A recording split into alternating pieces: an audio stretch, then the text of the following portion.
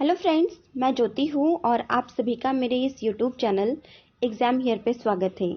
Friends, तो जैसा कि आप सबको पता है, हम जो IGNOU MA political science second year की बुक है MPSC 1, जो कि हमारा है India and the world, Bharat और विश्व, इसके 7 चैप्टर हमने कंप्लीट कर दिए हैं।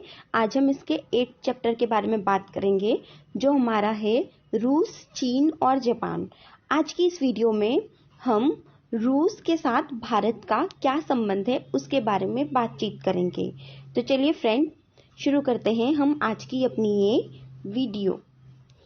रूस, चीन और जापान, ये जो तीनों देश है, तीनों ही देश जो है एशिया महाद्वीप के विकसित और शक्ति संपन्न देश हैं। ठीक है, इसीलिए इन तीनों देशों को, कौन कौन से, रूस, चीन और जापान को एशिया की त्रिशक्ति भी कहा जाता है। ठीक है, जो चीन और जापान है वो तो एशिया महाद्वीप में ही आते हैं। ठीक है, और एशिया महाद्वीप के शक्ति संपन्न देश है। जबकि जो रूस है इसे हम यूरेशियन कंट्री कहते हैं। यूरेशियन कंट्री क्यों कहते हैं? क्योंकि जो रूस है इसका जो कुछ भाग है वो एशिया महाद्वीप में आता है और जो अधिकांश भाग है वो यूरोप में आता है। चीन और रूस जो है वो साम्यवादी देश थे। ठीक है, और हम सबको पता है जो अमेरिका है वो पूंजीवादी देश है। तो क्या हुआ कि रूस और चीन जो कि साम्यवादी देश है, तो इस विचारधारा की वजह से दूसरे विश्व युद्ध के बाद रूस और चीन जो है अमेरिका विरोधी रह चुके हैं। जबकि जापान के साथ जो अमेरिका का जो संबंध है वो शुरू से ही मधुर रहा। भारत में स्वतंत्रता के बाद रूस के साथ भारत ने जो है अपनी आज़ादी के बाद जो है रूस के साथ अच्छा खासा संबंध स्थापित किया। शुरू में भारत ने जो है चीन के साथ भी मधुर संबंध स्थापित किया था। पर क्या हुआ, 1962 में चीन ने क्या किया, भारत पर आक्रमण कर दिया, जिस वजह से चीन और भारत का जो संबंध है वो लगभग जो है समाप्त हो गया था। इसके अलावा रूस और भारत के बीच जो संबंध है, इन संबंधों में भी हमें जो है उतार चढ़ाव देखने को मिले थे। पर जापान के साथ जो है भारत का संबंध सामान्य रूप से स्थापित था। 90 के दशक से ही भारत ने जो है चीन के साथ अपने संबंध जो है सुधारने का प्रयास किया। ठीक है, आई होप आपको इतना समझ में आ गया होगा। तो जैसे कि मैंने आपको पहले ही बताया है, आज की इस वीडियो में हम जो रूस है, जिसे कि हम सोवियत संघ का उत्तराधिकारी भी बोलते हैं, तो उसके और भारत के बीच जो संबंध है उसके बारे में बात करेंगे। तो चलिए शुरू करते हैं। क्या था, जब दूसरा विश्व युद्ध हुआ, इसके बाद जो है सोवियत संघ एक शक्तिशाली और संपन्न राष्ट्र के रूप में उभरा। हम सबको पता है शीत युद्ध हुआ था, 2 महाशक्तियां थी, सोवियत संघ और अमेरिका। तो वही चीज है कि जो रूस है जो कि सोवियत संघ का उत्तराधिकारी है, तो पहले सोवियत संघ था। ठीक है, शीत युद्ध के टाइम पे जो है सोवियत संघ था। तो सोवियत संघ जो है एक शक्तिशाली और संपन्न राष्ट्र के रूप में उभरा था और उस टाइम पे विश्व 2 गुटों में बटा हुआ था, सोवियत संघ और अमेरिका। तो दोनों गुटों में से जो है एक गुट का नेता था। कौन था? सोवियत संघ दोनों गुटों में से एक गुट का नेता था, जिस कारण, क्योंकि वह दोनों महागुटों में से एक गुट का नेता था सोवियत संघ, जिस वजह से जो संयुक्त राष्ट्र संघ है उसकी सुरक्षा परिषद में सोवियत संघ को स्थायी सदस्यता मिल गई थी। पर 1991 में सोवियत संघ का विघटन हो गया। इस विघटन के बाद क्या हुआ, जो रूस है उसको संयुक्त राष्ट्र सुरक्षा परिषद में जो है स्थायी सदस्यता जो है दे दी गई थी। इसी के चलते मुख्य रूप से सोवियत संघ की जो उपलब्धियां और जो देनदारियां थी उसके मुख्य हिस्से का उत्तराधिकारी बना दिया गया। मैंने आपको बताया था कि सोवियत संघ का उत्तराधिकारी किसे बनाया गया था? रूस को। तो सोवियत संघ का उत्तराधिकारी कौन बना? रूस। इसीलिए सोवियत संघ के विघटन के बाद भी भारत ने रूस के साथ जो है अपने संबंध बनाए रखे। 1947 में जो है भारत आजाद हुआ। तो जैसे ही भारत को आजादी मिली उसके बाद जो है भारत सोवियत संघ की तरफ आकर्षित हुआ। पर सोवियत संघ ने क्या किया था, हंगरी और चेकोस्लोवाकिया पर जो है सैनिक हस्तक्षेप किया था, जिस वजह से जो है भारत जो है रूस को थोड़ा शंकालु दृष्टि से देखता था। पर इन चीज़ों को पीछे छोड़कर पंडित जवाहरलाल नेहरू, जो उस टाइम पे हमारे देश के प्रधानमंत्री थे, उन्होंने रूस से जो है अपने देश के संबंध सुधारने के लिए, वो राधाकृष्णन थे, उनको जो है दूत बनाकर भेजा था। नेहरू जी उस समय जो है अमेरिका और पाकिस्तान की जो नज़दीकियां बढ़ रही थी उससे परेशान थे, क्योंकि उस टाइम पे क्या था, जो पाकिस्तान है वो अमेरिका का जो सैनिक गठबंधन था, जिसे कि हम नाटो कहते हैं, उसमें शामिल हो गया था। जिस वजह से क्या हुआ, जिस वजह से जो शीत युद्ध है वो भारत के दरवाजे तक पहुंच गया था और भारत ने उस टाइम पे गुटनिरपेक्षता की नीति अपना रखी थी, जिस कारण वो किसी भी गुट में जो है शामिल नहीं हो सकता था, किसी भी गुट का जो है सदस्य नहीं बन सकता था। दूसरी तरफ कश्मीर की समस्या को लेकर जो है सुरक्षा परिषद में अमेरिका भारत को अपमानित कर रहा था। तो ऐसी सिचुएशन में जो है सोवियत संघ ने भारत की लाज बचाई, भारत का साथ दिया था, जिस वजह से भारत और सोवियत संघ जो है एक दूसरे के नजदीक आते गए, करीब आते गए। सोवियत संघ कश्मीर को जो है एक विवादित क्षेत्र नहीं, भारत का ही अंग मानता था, जिस कारण जो है सोवियत संघ के प्रति भारत के अपार श्रद्धात्मक प्रवृत्ति जगी, जिस वजह से जो है भारत और जो सोवियत संघ है वो और ज्यादा करीब आते गए। 1956 में जब सोवियत संघ ने हंगरी में सैनिक हस्तक्षेप किया था, तो भारत में जो है खुले स्वर में सोवियत संघ की निंदा नहीं की थी, उसका समर्थन किया था। इससे भारत और सोवियत संघ में नजदीकियां बढ़ी थी और सोवियत संघ जो है भारत की तरफ और ज्यादा आकर्षित हो गया था। 1962 में जब चीन ने भारत पर आक्रमण किया, तो सोवियत संघ की भारत के प्रति जो है उस टाइम पे सहानुभूति थी। जब चीन ने भारत पर आक्रमण किया था, तो उस टाइम पे जो है सोवियत संघ ने चीन को युद्ध रोकने की धमकी दी थी। इसी वजह से जो है युद्ध बंद हुआ था। भारत सोवियत गुट का उस टाइम पे जो है सदस्य नहीं था, सोवियत गुट का सदस्य भारत कभी नहीं बना था, पर सोवियत संघ और भारत में जो है दोस्ती उस टाइम पे अच्छी थी। भारत चीन युद्ध के बाद सोवियत संघ ने भारत को सैनिक संगठन मजबूत करने की जो है सलाह दी थी, क्योंकि जब चीन ने भारत पर आक्रमण किया था उस टाइम पे हमारी सिचुएशन जो है बहुत खराब थी, सैनिक रूप से जो है हम उतने सक्षम नहीं थे। ठीक है, इसके अलावा जो हमारे देश के नेता थे उनको लग रहा था कि चीन जो है भारत पर कभी आक्रमण नहीं करेगा, बट ऐसा नहीं हुआ, चीन ने जो है भारत पर आक्रमण किया।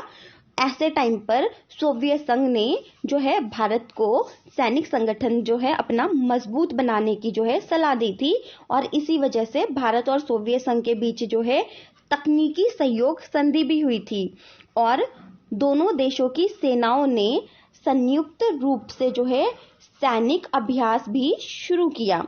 1965 में जब शास्त्री जी हमारे देश के प्रधानमंत्री थे, तो उनके शासनकाल में भारत और पाकिस्तान के बीच युद्ध हुआ। उस समय सोवियत संघ भारत के साथ ऐसी स्थिति में, जब शास्त्री जी थे उस टाइम पे जो भारत है और सोवियत संघ है इनका रिलेशन ऐसी स्थिति में आ गया था कि उसने मतलब सोवियत संघ ने भारत और पाकिस्तान के बीच में जो है संधि करवाई थी। कहाँ करवाई थी? ताशकंद में एक संधि करा दी थी, और सोवियत संघ के परामर्श के अनुसार ही भारत ने पाकिस्तान का जो जीता हुआ भूभाग था वो पाकिस्तान को वापस लौटा दिया था। तब से ही भारत और सोवियत संघ के बीच में जो है जो विश्वास का रिश्ता था वो और ज्यादा अटूट हो गया था। सोवियत संघ ने भारत को सैनिक शक्ति से संपन्न करना शुरू किया, जिसका परिणाम क्या हुआ? जिसके परिणाम स्वरूप 1971 में जो श्रीमती इंदिरा गांधी जी का शासन काल था, उस टाइम पे भारत रूस शांति मैत्री सुरक्षा संधि जो है संपन्न हुई थी। आई होप आपको यहाँ तक समझ में आ गया होगा। कोई क्वेरी है कमेंट बॉक्स में कमेंट करके आप मुझसे पूछ सकते हैं, वहां पर मैं आपको रिप्लाई कर दूंगी। अब हम सोवियत संघ के विघटन के बाद जो भारत की विदेश नीति है उसमें क्या क्या उतार चढ़ाव आए, इसके बारे में बात करेंगे। तो क्या क्या उतार चढ़ाव आया? पश्चिम की ओर आकर्षण। सोवियत संघ के विघटन के बाद क्या हुआ था, रूस जो है सोवियत संघ का उत्तराधिकारी बना था। तो रूस ने क्या किया, उसने अपना रुख जो है भारत के प्रति ना रखकर पश्चिमी देशों की तरफ किया और भारत के साथ जो है रूस ने देखो और प्रतीक्षा करो की नीति अपनाई थी, जिस कारण जो है भारत और रूस के मध्य जो है मतभेद उत्पन्न हो गए थे।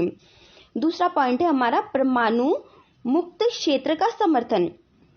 सोवियत संघ के विघटन के बाद रूस ने क्या किया था, संयुक्त राष्ट्र संघ में एशिया को परमाणु मुक्त क्षेत्र बनाने संबंधी जो प्रस्ताव था उसका समर्थन किया था।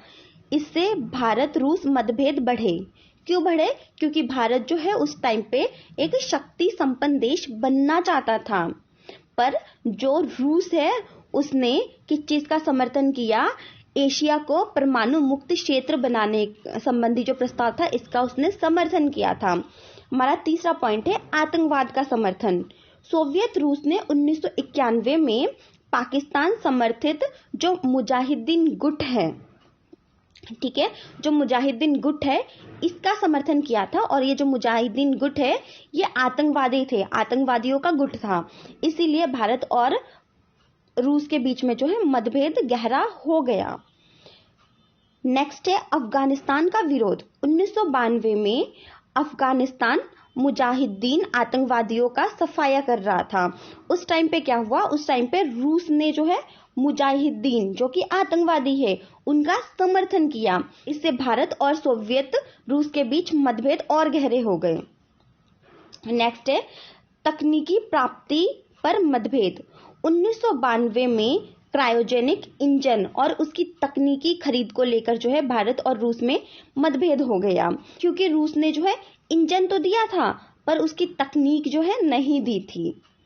नेक्स्ट हमारा है परमाणु विस्तार संबंधी मतभेद। परमाणु विस्तार के लिए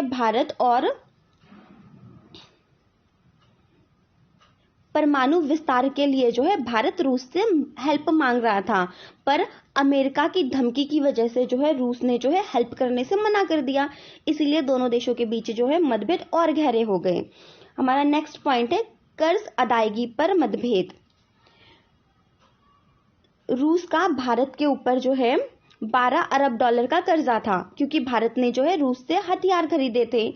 भारत जो है अपना जो कर्जा है वो वापस करना चाहता था, पर जो रूस है वो कर्ज की अदायगी का जो नियम है वो नहीं बता रहा था, जिसके कारण जो है भारत और रूस के बीच का जो व्यापार है वो ठप हो गया था। और इसी बात को लेकर दोनों के बीच में जो मतभेद है वो और गहरा होते चले गए।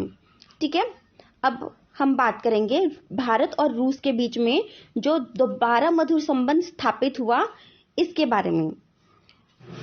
क्या हुआ था कि जो रूस ने अमेरिका का जो मार्शल योजना था जिसके तहत वो जो है बाकी देशों को हेल्प कर रहा था, तो उस हेल्प को लेने के लिए जो है सोवियत रूस जो है तैयार हो गया था, उसकी सहायता लेने को जो है तैयार हो गया था।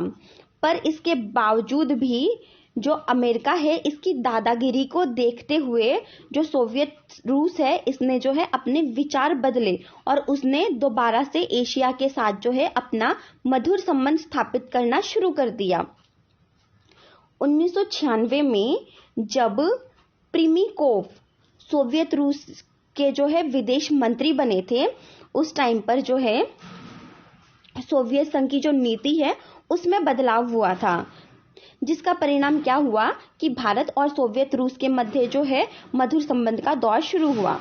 जब अमेरिका के राष्ट्रपति क्लिंटन ने भारत पर परमाणु संबंधी विषय पर दबाव डालना शुरू किया, तो रूस ने इस बात की परवाह नहीं की और रूस ने क्या किया, रूस ने भारत को जो है परमाणु सामान की आपूर्ति संबंधी जो है समझौता किया था और भारत को जो है परमाणु रिएक्टर बनाने का जो सामान है वो देना शुरू कर दिया था, जिस कारण जो है तमिलनाडु के कुंडनकलम स्थान पर 1000 मेगावाट क्षमता के हल्के जल के 2 रिएक्टर का जो निर्माण में जो है भारत को बहुत ज्यादा हेल्प मिला था।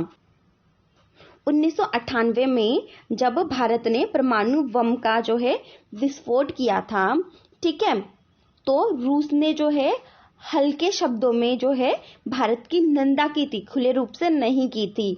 और 1999 में जब कारगिल युद्ध हुआ था, उस समय पाकिस्तान ने अपनी जो सेना है उसकी ज्यादा टुकड़ियां जब कारगिल क्षेत्र में भेजने का सोचा था, तो उस टाइम पर जो है रूस ने पाकिस्तान को जो है अपनी सेना पीछे ले जाने की, जो नियंत्रण रेखा है उससे पीछे ले जाने को कहा था। भारत में इसके अलावा भारत में सीमा पार से जो आतंकवादी गतिविधियां हो रही थी उस पर भी रूस ने जो है भारत का समर्थन किया और पाकिस्तान को आतंकवादी गतिविधियों पर जो है नियंत्रण लगाने का परामर्श दिया था। सोवियत संघ के विघटन के बाद जो है भारत को काफी सैनिक कठिनाइयां जो है झेलनी पड़ी थी। 1990 के दशक में सोवियत संघ के विघटन के बाद भारत की चिंता जो है सोवियत संघ से जो प्राप्त होने वाले जो सैनिक साजो सामान थे उसको लेकर थी, क्योंकि सोवियत संघ से जो अस्त्र शस्त्र या फिर इनसे रिलेटेड जो पुर्जे हैं जो प्राप्त होते थे भारत को, इनके सप्लाई को लेकर जो है प्रॉब्लम थी, क्योंकि इसका जो निर्माण है वो भारत में नहीं होता था। दूसरी ओर रूस द्वारा सैनिक हथियार की आपूर्ति से इनकार और भारतीय रक्षा बजट में कमी के कारण शीत युद्ध के दौर में पनपे भारत सोवियत मैत्री में जो है शिथिलता आ गई थी, रिलेशन जो है खराब होने लगे थे। लेकिन 1990 के दशक के मध्य में भारतीय उद्योग की प्रगति तथा रूसी सैनिक उद्योग की वित्तीय जरूरतों ने जो है एक बार फिर से भारत रूस सहयोग को जो है बढ़ावा दिया। तो फ्रेंड्स, ये वीडियो जो है यहीं पर समाप्त होता है। आई होप कि आपको जो है टॉपिक अच्छे से क्लियर हो गया है। अगर आपको क्वेरी है कमेंट बॉक्स में कमेंट करके आप मुझसे पूछ सकते हैं, मैं आपको वहां पर रिप्लाई कर दूंगी। आपने मेरी वीडियो यहाँ तक देखी उसके लिए आप सबका बहुत बहुत धन्यवाद। Thank you.